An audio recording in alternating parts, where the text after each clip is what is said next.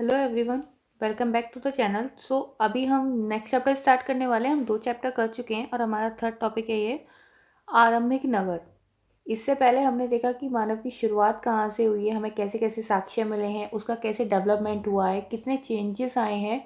जैसे जैसे उसका विकास होता चला गया है वैसे वैसे उसमें परिवर्तन आते चले गए हैं। उसने एक संस्कृति को अपना लिया और वो एक स्थायी जीवन की ओर आ गया है। तो ये तो पक्का है कि अपनी उसका एक कोई संस्कृति होगी। तो अब हम बात करने वाले हैं हड़प्पा सभ्यता की। तो हमारे थर्ड चैप्टर में हम उसी के बारे में बात करेंगे। तो चलिए स्टार्ट करते हैं। यहाँ पे आपका पहला है हड़प्पा की कहानी, मतलब हड़प्पा की एक्चुअली शुरुआत हुई कैसे। तो इसकी शुरुआत ऐसे होती है कि लगभग 150 साल पहले पंजाब में पहली बार रेलवे लाइन बिछाई जा रही थी। तो उस टाइम पे जब वहाँ पे इंजीनियर काम कर रहे थे तो उन्होंने देखा कि एक खंडर सी जगह पड़ी है और वहाँ पे बहुत अच्छी क्वालिटी की ईंटें हैं। तो उन्हें लगा कि कोई पुरानी टाइम की कोई ऐसी जगह होगी जहाँ ईंटें वगैरह बनती होंगी, मतलब खंडर है और ईंटें अच्छी हैं। तो उन्होंने उसको रेलवे लाइन बनाने में यूज़ कर लिया। और इसके कारण ना वहाँ पे जितनी इमारतें थी, क्योंकि उन्होंने काफ़ी सारी ईंटें वहाँ से यूज़ करी, तो काफ़ी सारी इमारतें नष्ट हो गई। और लगभग ये काम हुआ 150 साल पहले। और लगभग 80 साल पहले कुछ पुरातत्वविद जो थे, मतलब जो हमारे इतिहासकार जो खोज करते हैं, उन्होंने इस स्थल को देखा। उन्हें ये स्थल मिला और उन्होंने ये देखा कि मतलब ये खंडर इस उपमहाद्वीप का सबसे पुराना शहर है, क्योंकि ये शहर सबसे पहले खोजा गया था। तो इस शहर से, इस संस्कृति से संबंधित जो बात के जितने भी शहर मिले, वो सबको हम हड़प्पा के शहर या हड़प्पा सभ्यता के शहर कहते हैं। सबसे पहले ये मिला, इसीलिए इसके नाम पर ही पूरी सभ्यता का नाम पड़ा है। और हड़प्पा शहर का जो निर्माण है वो लगभग 4700 साल पहले हुआ था। तो हमारे हड़प्पा सभ्यता का जो एक टाइम पीरियड है वो है हमारा 2600 से 1900 ईसा पूर्व के बीच का। तो चलिए आगे देखते हैं। तो नेक्स्ट आपका क्वेश्चन आता है कि इन नगरों की विशेषता क्या थी। तो इस नगरों में ना हमें एक चीज़ बहुत अलग मिली है कि ये नगर 2 हिस्सों में बटे हुए थे। मतलब कि एक पश्चिम भाग और एक पूर्वी भाग। आप ऐसे समझ सकते हैं कि आप अगर जैसे सामने मुंह करके बैठे हैं तो आपके जो राइट हैंड साइड का है वो आपका निचला नगर है लेकिन बड़ा है। और जो आपका लेफ्ट हैंड साइड का है वो छोटा था लेकिन वो ऊंचाई पर बसा हुआ था। उसे इतिहासकारों ने दुर्ग कहा है। ठीक है। तो ये दो तरीके से हमें नगर बसे हुए मिलते हैं। और अगर इसका बेस्ट एग्जांपल आपने देखा तो इस पे एक मूवी आई थी मोहनजोदड़ो। मोहनजोदड़ो में जिस तरीके का शहर दिखाया गया है ना, कि एक ऊंचाई पे बना हुआ और एक नीचाई पे बना हुआ है, सेम वही पैटर्न था। ठीक है।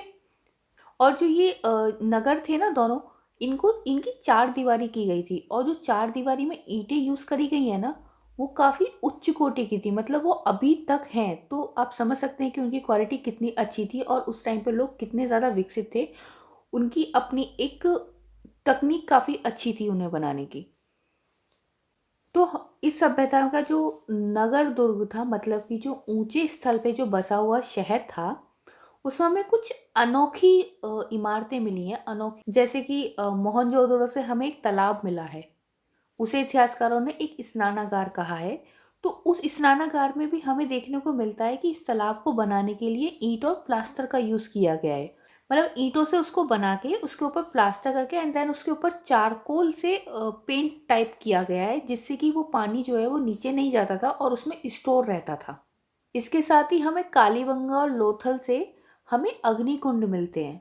मतलब वो इतिहासकारों का मानना है कि हो सकता है कि उस टाइम पे बड़े बड़े अनुष्ठान करने के लिए या फिर यज्ञ करने के लिए उसका यूज़ किया जाता हो, क्योंकि वो काफ़ी बड़े बड़े अग्निकुंड मिले हैं हमको। यहाँ पे मैप में कुछ शहर दिए गए हैं जो कि काफ़ी प्रमुख हैं, क्योंकि यहाँ से हमको बहुत महत्वपूर्ण साक्ष्य मिलते हैं। जैसे कि आपका ये रहा मोहनजोदड़ो, सिंधु नदी है ये आपकी, चाहुंदड़ो, धोलावीरा, सुरकोतदा, लोथल, ये आपका रावी नदी है। हड़प्पा शहर जो है ये आपका रावी नदी के किनारे बसा हुआ है। राखीगढ़ी, कालीबंगा, मोहनजोदड़ो जो कि सिंधु नदी के किनारे है। ये यहाँ पे मैप में नगर दिए हुए हैं, तो ये आप बाद में ध्यान से देख लीजिएगा बुक में, चाहे तो आप स्क्रीनशॉट भी ले सकते हैं। अच्छा, जैसे मैंने अभी आपको लास्ट चैप्टर में बताया था कि एक बसने की प्रक्रिया स्टार्ट हो चुकी थी। लोग अधिशेष मतलब मानव जो है वो अधिशेष में उत्पादन करने लगा था, तो भंडार भी करने लगा था। तो हमको यहाँ मोहनजोदड़ो से और लोथल से और हड़प्पा, इन जगहों से ना काफ़ी बड़े बड़े भंडार गृह मिलते हैं, जहाँ पे हम कह सकते हैं कि काफ़ी एक बहुत बड़े स्तर पर अनाज को मतलब स्टोर किया जाता था। ठीक है, नेक्स्ट देखते हैं अब। ये महान स्नानागार का पिक्चर है। मतलब ये उतरने के लिए ऐसे सीढ़ियाँ हैं और बीच में ऐसे पानी भरने के लिए स्पेस है।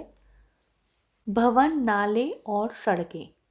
तो हड़प्पा में जो हमको नगर मिलते हैं ना, उनके घरों में ना हमें 1 या 2 मंजिल के घर बने हुए मिलते हैं, और उसमें हर घर में एक आंगन है और उस आंगन के चारों तरफ कमरे हैं। जैसे कि ये एक आंगन हो गया, ठीक है।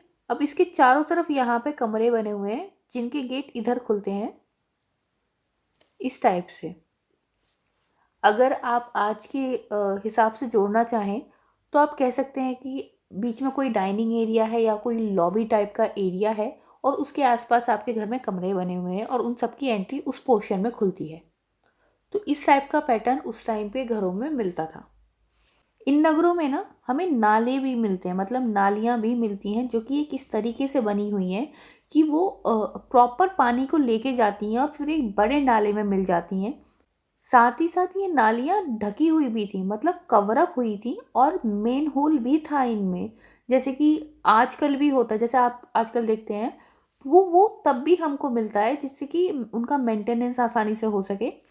और एक योजनाबद्ध तरीके से सारी चीज़ें बनाई हुई थी, मतलब नाली बहुत ऊंची बना दी है, घर बहुत नीचे जा रहे हैं, नहीं, ऐसा बिल्कुल नहीं था। बिल्कुल एक सही तरीके से पैटर्न था कि घर भी सही लेवल पे था, नाली थी, सड़कें उसी हिसाब से बनी हुई थी। एक योजनाबद्ध तरीके से शहर बसा हुआ था। अब नेक्स्ट आपका आता है नगरीय जीवन। मतलब हड़प्पा सभ्यता में वहाँ के नगरों में एक्चुअली नगरीय जीवन कैसा था, तो देखा जाए तो वहाँ पे कोई एक व्यवसाय करने वाले लोग नहीं रहते थे, कई तरह के व्यवसाय करने वाले लोग रहते थे। जैसे कि प्रमुख आप कह सकते हैं कि जो व्यवसाय करते थे या फिर जो शिल्प का काम करते थे। और उस टाइम पे शिल्प का काम खाली पुरुष नहीं कर रहे थे, पुरुष और महिलाएं दोनों इस कार्य को कर रही थी। प्लस जो शासक हैं उन्होंने काफ़ी सारे ऐसी वस्तुएं वहाँ पे मिली हैं, ऐसे मनके मिले हैं जो बाहर से लाए गए हैं। तो कह सकते हैं कि वहाँ पे एक पर्टिकुलर एक ऐसा वर्ग था जो इन बातों पे ध्यान देता था कि वहाँ पे किस तरीके की इमारतें बननी है, उनमें यूज़ होने वाला, जो उनमें प्रयोग होने वाला सामान है वो कहाँ से लाया जाएगा, या किस तरह का पत्थर यूज़ किया जाएगा। इस तरह का वहाँ पे एक नगरीय जीवन व्यवस्थित रूप से चल रहा था। हड़प्पा के नगरों में लिपिक भी मिले हैं, मतलब कि जो मोहरों पे लिखते थे। उस टाइम पे जो मोहरें मिली हैं उन पे हमें लिखित में एक लिपि मिली है, जो कि अभी तक हम पढ़ने में सक्षम नहीं हो पाए हैं। उनका मतलब अभी नहीं पता चला है, जब वो पढ़ पाएंगे तो काफ़ी कुछ और पता चल पाएगा सभ्यता के बारे में। लेकिन उस टाइम पे ये लोग भी नगर में निवास करते थे, तो उस टाइम पे नगरों में शिल्पकार भी थे। ठीक है, तो वो एक अलग अलग तरह की वस्तुओं का निर्माण कर रहे थे, खिलौने भी बना रहे थे जिनसे कि बच्चे खेल सकते हैं। साथ ही साथ जो वो सामान लेने के लिए बहुत बार बाहर जाते थे, तो वहाँ से वो केवल सामान नहीं लाते थे, वहाँ से जुड़ी हुई कई खास तरह की कहानियाँ या किस्से भी लाते थे, जिन्हें वो लाकर अपने यहाँ पे अपने नगरीय जीवन में बताते और कहीं ना कहीं उनको अपनाते भी थे। ये यहाँ पे मोहर का एक पिक्चर दिया हुआ है। अब आपका नेक्स्ट है नगर और नए शिल्प। तो अगर हम उस टाइम की शिल्प कला की बात करते हैं तो हमें उस टाइम पे पत्थर के बाट भी देखने को मिले हैं, जिन्हें आप कह सकते हैं कि नॉर्मली वेट तोलने के लिए जो यूज़ किए जाते हैं। आप कभी सब्जी वगैरह कोई भी सामान खरीदते हैं जो एक बाट की तरह यूज़ होता है, वो उस टाइम पे भी पत्थर का बना होता था, और उस टाइम पे उसको यूज़ करते थे। और जो वो पत्थर उसे बनाने के लिए यूज़ किया जाता था उसको कहते थे चर्ट पत्थर। ये यहाँ पे है लिखा हुआ, चर्ट पत्थर बोलते थे उसको। बाकी अगर हम हड़प्पा के नगरों से जो हमें चीज़ें प्राप्त हुई हैं उनके बारे में बात करें तो वहाँ से हमको शंख मिले हैं, तांबा मिला है, कांसे, सोने और चांदी की धातुएं मिली हैं। साथ ही साथ हमें तांबे और कांसे के औजार भी मिले हैं, हथियार, गहने, बर्तन, ये सभी हमें वहाँ पे प्राप्त हुए हैं। यहाँ पे हमें एक खास चीज़ और मिली है, मनके। मनके में हमको आर्टिफिशियल तरीके से बनाए हुए मनके मिले हैं, मतलब कि जो उन्होंने खुद से पत्थर को घिस के तरीके से निर्माण किया है, जिसे हम कह सकते हैं आज की भाषा में कि आर्टिफिशियल कोई चीज़ बनाई जाती है नेचुरल से अलग। वो चीज़ हमें उस टाइम पे देखने को मिली है और उसमें धागे पिरो पिरो कर उनकी मालाएँ काफ़ी तरह की हार टाइप के बनाए गए हैं। साथ ही साथ अगर हम औज़ारों में बात करते हैं तो औज़ारों में हमको फलक मिला है। यहाँ पे पिक्चर दिया हुआ है, ये आर्टिफ़िशियल मनके से बना हार का पिक्चर है।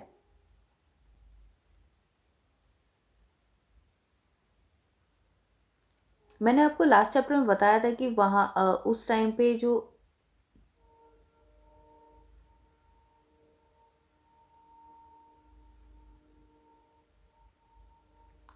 मैंने आपको लास्ट चैप्टर में बताया था कि जब मानव विकास की तरफ बढ़ रहा है तो वो एक जो मृदभांड में एक पर्टिकुलर कलर का यूज़ करता था डिज़ाइनिंग के लिए, तो वो हमेशा रेड और ब्लैक का कॉम्बिनेशन यूज़ करता था, यानी कि रेड के ऊपर ब्लैक कलर से डिज़ाइन बनाता था। तो वो जो मृदभांड है वो हमको हड़प्पा सभ्यता से प्राप्त हुए हैं। साथ ही साथ यहाँ पे एक पिक्चर दिया हुआ है जिसपे एक आदमी की मूर्ति बनी हुई है और उसको जो वस्त्र पहनाया गया है वो कढ़ाईदार पहनाया गया है और ये मूर्ति हमको मोहनजोदड़ो से मिली है। तो ये इस चीज़ को दिखाती है कि उस टाइम पे कढ़ाईदार वस्त्रों का यूज़ होता था, यानी कि वस्त्रों में भी काफ़ी ज़्यादा डेवलपमेंट देखने को मिलता है। खाली एक सिंपल सा कपड़ा लोग पहनने में यूज़ करते थे, ऐसा नहीं था। और मेहरगढ़ से हमें कपास की खेती के साक्ष्य भी मिले हैं और मोहनजोदड़ो से हमें कपड़ों के ऐसे कई टुकड़े मिले हैं जो कि फूलदान के ढक्कन या फिर कुछ अन्य तांबे की वस्तुओं से चिपके हुए मिले हैं। तो वो एक साक्ष्य के रूप में है। हम कह सकते हैं कि उस टाइम पे कपास का काफ़ी ज़्यादा प्रयोग हो रहा था।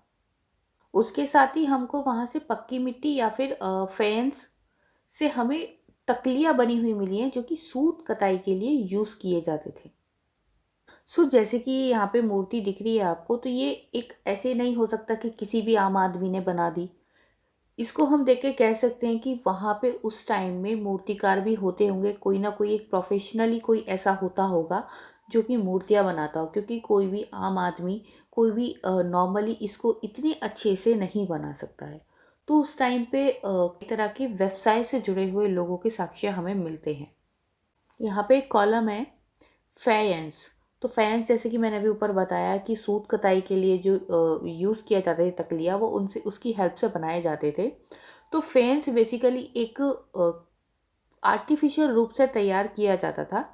इसमें जो यूज़ किया जाता था वो है बालू या फिर स्टेफिक पत्थर का चूर्ण।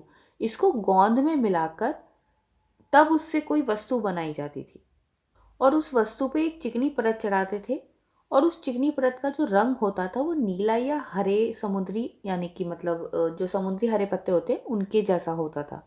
और जो फैंस से जो यूज़ किए जाते थे, मतलब फैंस का जो बनाने में यूज़ किया जाता था वो मनके, चूड़ियाँ, बालें और छोटे बर्तन बनाए जाते थे। जैसे कि मैंने अभी ऊपर बताया था कि मनके आर्टिफिशियल रूप से भी बनाए जा रहे थे, तो वो इसकी हेल्प से बनाए जा रहे थे। उसमें जो प्रयोग हो रहा था वो ये प्रयोग हो रहा था।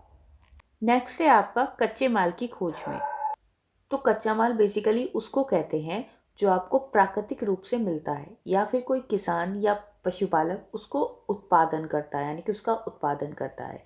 जैसे कि अगर प्राकृतिक रूप से आता है तो लकड़ी और आपके धातुओं के अयस्क, ये आपके प्राकृतिक रूप की कैटेगरी में आते हैं। अगर किसान और पशुपालक की बात करते हैं तो यहाँ आपकी बुक में एक एग्जाम्पल दिया हुआ है कि किसानों द्वारा पैदा किए गए कपास को कच्चा माल कहते हैं। यानी कि क्योंकि खाली कपास पे आके चीज़ ख़त्म नहीं हो जाएगी ना, किसान ने कपास को उगाया, अब उस कपास का यूज़ किया जाएगा और तब जाके उससे कपड़ा बनेगा। तो जो कपड़ा बनेगा वो उसका फाइनल है, लेकिन जो कपास है जो हम यूज़ कर रहे हैं वो एक कच्चा माल है। हड़प्पा के लोगों की अगर आयात की बात करें कि मतलब वो क्या क्या चीज़ें आयात करते थे, तो उसमें आ सकता है आपका तांबा, लोहा, सोना, चांदी और बहुमूल्य पत्थर। ये सब वो दूर दूर से आयात करते थे। वहाँ पर्टिकुलरली हड़प्पा में उनको ये चीज़ें नहीं मिलती थी, ये उनको आयात करना पड़ता था, दूसरे देशों से लाना पड़ता था। हड़प्पा से जो हमको साक्ष्य मिले हैं उनके आधार पे ऐसा कहा गया है कि जो तांबे का आयात किया जाता था वो आज के राजस्थान से करते थे। और जहाँ तक बात होती है पश्चिम एशियाई देश यानी कि ओमान से, तो वहाँ से भी तांबे का आयात किए जाने के साक्ष्य हमको मिलते हैं। कांसा बनाने के लिए तांबे के साथ जो एक धातु मिलाई जाती थी जिसे हम टिन कहते थे, उसका आयात जो आज का आपका ईरान और अफ़गानिस्तान है वहाँ से उसके आयात करने के हमको साक्ष्य प्राप्त हुए हैं। और अगर सोने के आयात की बात करते हैं तो जो आपका कर्नाटक है वहाँ से उसके साक्ष्य मिले हैं, साथ ही साथ बहुमूल्य पत्थर, इनका आयात जो है वो आपका गुजरात, ईरान और अफगानिस्तान से किया जाता था। नेक्स्ट है आपका नगरों में रहने वालों के लिए भोजन। तो जैसे कि अगर कोई नगर में रह रहा है तो वहाँ पे कृषि व्यवसाय तो नहीं हो सकता, क्योंकि वहाँ तो लोग व्यापार और आपका शिल्प कला या फिर लिपिक, ऐसे बहुत सारे व्यवसाय से जुड़े हुए थे, लेकिन वहाँ पे कृषि नहीं थी। तो जो गांव में लोग रहते थे वो अनाज उगाते थे और साथ ही साथ वो जानवर भी पालते थे। तो जो किसान हैं या चरवाहे हैं, वही जो शहरों में रह रहे हैं उनके लिए खाना उपलब्ध कराते, कह सकते हैं आप आज की तरह। क्योंकि आज भी आपको, अगर आप शहर में रहते हैं तो आपको खाना जो मिलता है या फिर आपको जो भी अनाज मिलता है वो किसान जो कि गांव में रह के खेती कर रहे हैं उनकी वजह से आपको मिल पाता है। अगर वो भी आप ही की तरह शहर में आके सब ऐसे शिफ्ट हो जाएं तो अनाज नहीं मिलेगा, क्योंकि फिर खेती कौन करेगा, शहरों में तो खेती होती नहीं है। तो ये उस टाइम पे भी होता था। वहाँ पे जो शहरों में लोग होते थे उन्हें जो खाना उपलब्ध कराते थे वो गांव में रहने वाले किसान और पशुपालक थे। तो अगर हम उस टाइम पे क्या क्या फसलें उगाई जाती थी इसकी बात करते हैं तो जो अवशेष हमको मिलते हैं उसमें हमें हड़प्पा से गेहूँ, जौ, दालें, मटर, धान, तिल और सरसों, इनके अवशेष हमको वहाँ से प्राप्त हुए हैं। अब कृषि होती थी तो सिंपल सी बात है, अगर इतने बड़े लेवल पर कृषि हो रही है तो कृषि को अच्छे से करने के लिए हमें ज़मीन को जोतना होगा, तो जोतने के लिए कुछ ना कुछ तो यूज होता होगा। तो हमें वहाँ पे पर्टिकुलरली ऐसे हल्का एक कोई ऐसा बड़ा अवशेष तो नहीं मिला है, लेकिन हमें हल्के रूप में एक खिलौना मिला है जिसकी पिक्चर यहाँ पे दी हुई है। तो जिससे हम अंदाज़ा लगा सकते हैं कि उस टाइम पे हल का यूज़ किया जाता था खेतों में, खेतों को जोतने के लिए। और क्योंकि इस क्षेत्र में बारिश भी कम होती थी और कृषि करने के लिए आपको एक अच्छा खासा पानी चाहिए, तो हम कह सकते हैं कि वहाँ पे सिंचाई की व्यवस्था भी उन्होंने की हुई थी, जिससे कि वो खेती को अच्छे से कर पाएं और उनकी जो पानी की ज़रूरत है वो उसे पूरी कर सकें। अगर ये देखें कि हड़प्पा के लोग क्या क्या जानवर पालते थे, तो उसमें आपका आता है गाय, भैंस, भेड़ और बकरियां, ये वो लोग पालते थे। नेक्स्ट है आपका गुजरात में हड़प्पा कालीन नगर का सूक्ष्म निरीक्षण। तो जैसा कि आपको पता है कि हड़प्पा कालीन नगरों में धौलावीरा साइट एक काफ़ी ज़्यादा महत्वपूर्ण साइट है, तो जो कि हमको मिलती है कच्छ के इलाके में, खादिर बेट के किनारे बसी हुई। वहाँ हमको काफ़ी ज़्यादा साफ पानी मिलता है, ठीक है, ज़मीन भी उपजाऊ है। ये सबसे बड़ा रीज़न हो सकता है कि वहाँ पे हड़प्पा सभ्यता काफ़ी ज़्यादा डेवलप थी। अगर हम हड़प्पा सभ्यता के सब ज़्यादातर नगरों को देखते हैं तो वो ज़्यादातर दो हिस्सों में बटे थे, लेकिन धौलावीरा नगर जो है वो तीन भागों में बटा हुआ था।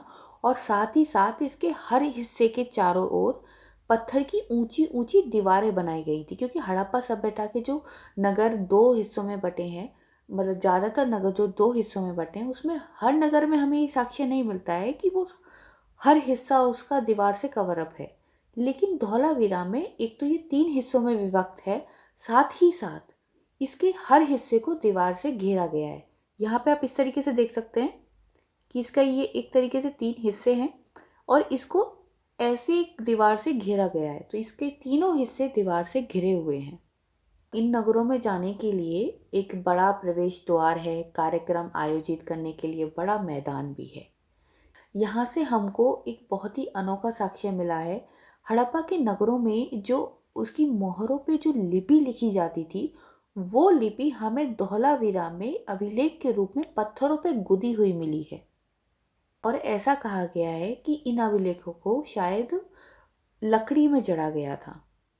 और ये बहुत ज़्यादा अनोखा साक्ष्य है, क्योंकि जो हड़प्पा लिपि है हमें ज़्यादातर वो हड़प्पा नगर के छोटे मोहरों पे छोटी छोटी लिपि के रूप में मिली है, किसी ऐसे बड़े अभिलेख के रूप में हमको उसका कहीं पे कोई और साक्ष्य नहीं मिलता। लेकिन धौलावीरा से हमको वो साक्ष्य मिला है, लेकिन अभी तक लिपि क्योंकि पढ़ी नहीं जा सकी है, तो अभी बहुत सी चीज़ें इनके बारे में खुलनी बाकी हैं। गुजरात में हमको एक और साइट मिलती है हड़प्पा की, जो कि है लोथल। और वो हमको मिलती है साबरमती की एक उपनदी के किनारे, जहाँ पे ये लोथल शहर बसा हुआ है। ये माने कि खंबात की खाड़ी में साबरमती की उपनदी के किनारे लोथल नगर बसा हुआ मिलता है। और यहाँ से हमको कीमती पत्थर का जो कच्चा माल है वो हमें बहुत आसानी से अवेलेबल था। तो हम ये कह सकते हैं कि जो पत्थर है, शंख है या धातुओं से जो बनाई गई चीज़ें हैं, उनका ये एक प्रमुख केंद्र था। इस नगर में हमको भंडार गृह भी मिला है, और इन भंडार गृहों में हमको मोहरें मिली हैं। साथ ही साथ हमें मुद्राकन या मोहरबंदी, यानी कि एक गीली मिट्टी लेकर उसे किसी पे रखा और उसे किसी चीज़ से प्रेस कर दिया, कॉइन के रूप में छोटे से हिस्से में या फिर कभी कुछ बड़े हिस्से में। जब हम उसको दबाएंगे तो वो एकदम प्रेस हो जाएगी और वहीं पे चिपक जाएगी। तो इस तरीके के साक्ष्य हमें यहाँ से प्राप्त होते हैं। ये यहाँ पे लोथल का बंदरगाह का एक पिक्चर दे रखा है। यहाँ पे संभवतः ऐसा होता हो कि यहाँ पे माल चढ़ाया और उतारा जाता हो। इस बंदरगाह के साक्ष्य के साथ साथ लोथल में एक ऐसी इमारत भी मिली है जहाँ पे मनकों का काम होता था, ऐसे साक्ष्य मिले हैं हमको। नेक्स्ट आपका यहाँ पे एक सेक्शन है मुद्रा और मुद्राकन या मोहरबंदी। इसे आप इस तरीके से समझ सकते हैं कि जैसे कि आजकल आपको कोई भी आप पार्सल मंगाते हैं या कोई भी सामान मंगाते हैं, तो उस पर टेप लगा होता है। अगर वो टेप कटा होता है या फिर वो सील पैक नहीं होता, तो हम उसे नहीं लेते, क्योंकि उसके साथ छेड़छाड़ की गई है। कोई भी सामान होता है खाने का, अगर उसके टेप खुला होगा या कोई सील टूटी होगी तो हम उसे नहीं लेंगे। तो आजकल सील करने का एक अलग तरीके का मेथड आ चुका है, लेकिन उस टाइम पे जो इसके लिए यूज़ किया जाता था वो मोहर थी। बेसिकली आप उसे कह सकते हैं कि वो किसी भी सामान को सील करने का एक तरीका था। एक उनका इंडिकेशन होता था कि इस सामान के साथ किसी भी तरह की कोई छेड़छाड़ नहीं की गई है। अगर वो टूटा हुआ है या फिर वो मिट्टी का जो छाप उन्होंने बनाया है, स्टैम्प या मोहर बनाई है, अगर वो टूटी हुई है तो इसका मतलब इस सामान के साथ कोई छेड़छाड़ नहीं की गई है। नेक्स्ट है आपका सभ्यता के अंत का रहस्य। इतनी बड़ी सभ्यता और उसका अंत हो जाना, ये एक बहुत बड़ा सवाल है। इस पे इतिहासकारों के अलग अलग मत हैं। सभी इतिहासकार एक पर्टिकुलर एक कारण को नहीं मानते। तो जो हमें वहाँ पे साक्ष्य मिले हैं तो उसमें हमें कुछ चेंजेस देखने को मिले हैं, जो कि हमको मिला है करीब 3900 साल पहले का। तो इसमें हमें देखने को मिला है कि बहुत से लोगों ने नगरों में रहना छोड़ दिया। अचानक से जो लेखन और मोहरें या बाटकों का यूज़ हो रहा था वो बंद हो गया। कच्चा माल जो कि वो लोग बाहर से आयात कर रहे थे वो भी बहुत ज़्यादा कम हो गया। साथ ही साथ मोहनजोदड़ो, जिसकी सड़कें अभी साफ सुध हुआ करती थी, उन सड़कों पे कचरा जमा होने लगा। जल निकास प्रणाली नष्ट हो गई, जो कि इसकी अपनी एक खास विशेषता में थी, वो नष्ट हो चुकी थी। पक्के या फिर एक नगर जो एक निर्माण हो रहे थे उसकी जगह पे झुग्गी नुमा के घर बनने लगे। तो इस तरीके के चेंजेस अचानक से हमें सभ्यता में देखने को मिले, जिस पे विद्वानों ने अलग अलग मत दिए हैं। जैसे कि कुछ का कहना है कि नदियाँ सूख गई थी और जंगलों का विनाश हो गया था। तो जो ईंटें हैं उन्हें पकाने के लिए हमें ईंधन की ज़रूरत तो होती है। तो जब जंगलों का विकास हो गया, नदियाँ सूख गई, ईंधन नहीं है, तो लोग कैसे ईंटें पकाएंगे, और जब ईंटें नहीं पकेंगी तो नगर कैसे बनेंगे। कुछ विद्वानों का ऐसा मानना है। वहीं कुछ का ये मानना है कि बाढ़ आ गई थी और जिसकी वजह से जो घास के बड़े बड़े मैदान थे या चारवाए थे वो सब समाप्त हो गए, जिसके कारण जो मवेशी थे उनको उनके पशुओं के लिए कोई खाना नहीं मिल रहा था। वो लोग उन्हें जिंदा नहीं रख पा रहे थे। लेकिन हम ये नहीं कह सकते कि खाली यही दो कारण है इतनी बड़ी सभ्यता का अचानक से ख़त्म हो जाने का। क्योंकि अगर बाढ़ आई भी तो कुछ हिस्सों में आई होगी, अगर नदियों का पानी सूखा भी तो कुछ हिस्सों में सूखा होगा। एक साथ पूरे इतने बड़े हिस्से में नदी नहीं सूख सकती, एक साथ इतने बड़े हिस्से में बाढ़ नहीं आ सकती। अचानक से एक साथ इतना सारा परिवर्तन नहीं हो सकता। इसीलिए इसको लेकर विद्वानों ने और मत भी दिए हैं। जैसे कि कुछ विद्वानों का ऐसा कहना है कि वहाँ पे जो शासक थे, जो शासन कर रहे थे, उनका उस शासन पे से पकड़ खत्म हो गई थी। इसके हमें कुछ साक्ष्य भी मिलते हैं। जैसे कि अगर हम पाकिस्तान की बात करें तो जो हमारा प्रेजेंट वाला पाकिस्तान है उसमें हमें सिंध और पंजाब यानी कि पाकिस्तान का सिंध पंजाब उसकी बस्तियाँ की बस्तियाँ उजड़ गई और इसके हमें साक्ष्य मिले हैं। और जो बहुत से लोग जो थे वो इतनी बड़ी बड़ी बस्तियों को छोड़कर पूर्व और दक्षिण की छोटी छोटी बस्तियों में जाकर बस गए। और इसके बाद लगभग 1400 साल बाद एक नए नगरों का विकास हुआ। तो इनके बारे में अभी हम आगे पढ़ेंगे, आगे के चैप्टर्स में पढ़ेंगे। बेसिकली महाजनपदों के बारे में बात की गई है। तो जो नए नगर जो निर्माण हुए थे वो महाजनपद थे, तो उनके बारे में हम अभी आगे पढ़ेंगे। यहाँ पे आपको एक कॉलम है अनियंत्र। यहाँ पे हम पिरामिड के बारे में जानकारी दी गई है हमें। तो जो मिस्र के जो शासक थे वो सोना चांदी और हाथी दांत लकड़ी के या फिर हीरा जवाहरात इन्हें लाने के लिए अपनी सेना को दूर दूर भेजते थे। और इन्हीं लोगों ने बड़े बड़े मकबरे बनवाए जिन्हें हम पिरामिड के नाम से जानते हैं। तो इन पिरामिडों में एक्चुअली में होता क्या था कि जब राजा मर जाता था तो उसके शवों को इन्हीं पिरामिडों में दफनाकर सुरक्षित रखा जाता था, क्योंकि उनका मानना था कि मरने के बाद भी जीवन होता है। तो जो इसमें शव दफनाए जाते थे उनको ममी कहते थे। और इन ममियों के साथ कुछ अन्य चीज़ें भी दफनाई जाती थीं, जैसे कि उनके खाद्यान्न या पेय या फिर वस्त्र, गहने, बर्तन, उनके हथियार, जानवर भी शामिल थे। यहाँ तक कि कभी कभी बहुत सी जगह पे ऐसे साक्ष्य भी मिले हैं कि शवों के साथ सेवक और सेविकाएं भी दफनाई गई हैं। तो अगर इस शवों को दफनाने की परंपरा को हम देखते हैं तो पूरी दुनिया में सबसे ज़्यादा जो खर्च इस चीज़ पे हुआ है, पिरामिडों के रूप में जो खर्च हुआ है, वो हमें मिस्र में देखने को मिलता है। बाकी इनके बारे में हम आगे आगे धीरे धीरे और चीज़ें डिटेल में हम पढ़ेंगे।